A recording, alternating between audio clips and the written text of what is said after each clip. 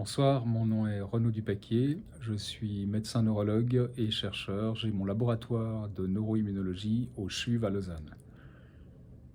La sclérose en plaques est une maladie auto-immune caractérisée par une attaque des globules blancs et des anticorps.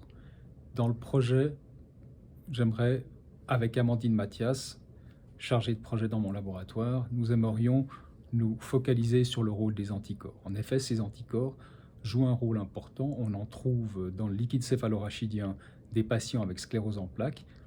Pourtant, on ne connaît toujours pas précisément leur cible. Avec Amandine, nous avons développé, ainsi qu'avec d'autres membres du laboratoire, une technologie qui s'appelle les cellules souches pluripotentes induites. Et en fait, en deux mots, cette technologie permet à partir d'un peu de sang des patients de reproduire in vitro des cellules du cerveau qui ont les caractéristiques de leur cerveau, donc des neurones, des astrocytes. Et en versant sur ces neurones et astrocytes qu'on a fabriqués in vitro, en versant dessus du sang et du liquide céphalorachidien des patients qui contiennent des anticorps, on va pouvoir déterminer si effectivement il y a une reconnaissance de telle ou telle partie des cellules par ces anticorps. Ça, c'est un premier but du projet.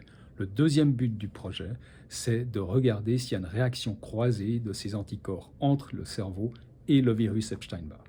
En effet, vous savez probablement que le virus Epstein-Barr est une condition nécessaire, mais non suffisante pour développer la maladie. Ça veut dire que c'est un mécanisme, c'est un acteur très important, mais on ne connaît toujours pas son mécanisme.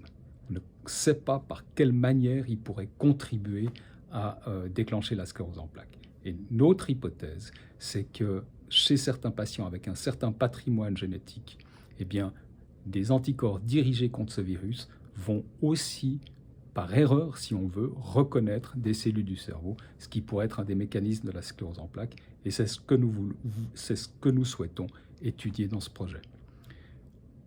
Nous pensons que c'est un projet important parce qu'avoir la réponse à ces questions permettrait d'avoir des marqueurs précis de la maladie et permettrait surtout de développer des traitements extrêmement précis.